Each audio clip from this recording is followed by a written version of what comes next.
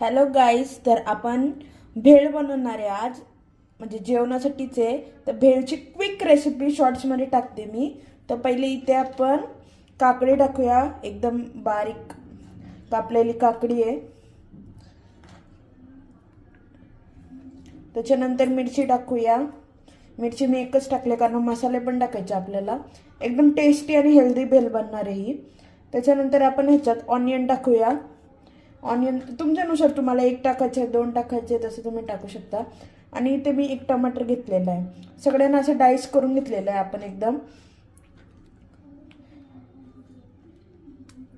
आता हे झालं तर ह्याच्यानंतर आपण ह्याच्यात लिंबू टाकूया पहिले तर.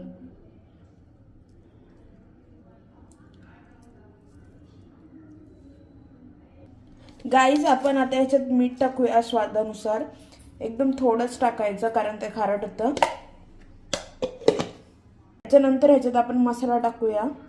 आपल्यानुसार टाकू शकता तुम्ही. मिरच्या पण जास्त टाकू शकता किंवा मसाला जास्त टाकू शकता. त्याच्यानंतर आपण धना पावडर टाकूया ह्याच्यात थोडीशी. तुमच्याकडे चाट मसाला असेल तर थोडंसं मसाला टाकू शकतो.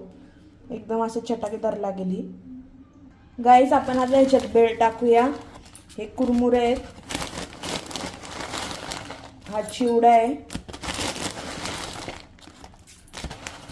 आणि ही शेव आहे. त्याच्यात पापडी पण आहे. तर आपण आता हे सगळं टाकूया ह्याच्यात. गाईज, आपण आता ह्याला एकदम छानपैकी मिक्स करूया.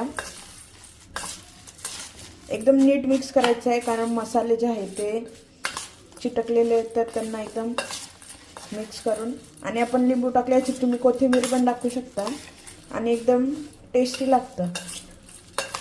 आणि तुम्ही काकडी, अजून तुम्हाला काय टाकायचं आहे तुम्ही टाकू शकता. शेव टाकू शकता, अजून एक्स्ट्रा आलू भुजिया भेटते, आलू भुजिया टाकू शकता किंवा नायलॉनची आपली शेव असते. आणि तुमच्याकडे ही तर समजा अशी सुकी भेळच आहे, पण तुमच्याकडे जर हिरवी चटणी असेल आणि लाल अशी गोडवाली चटणी असेल तर ती पण टाकू शकता.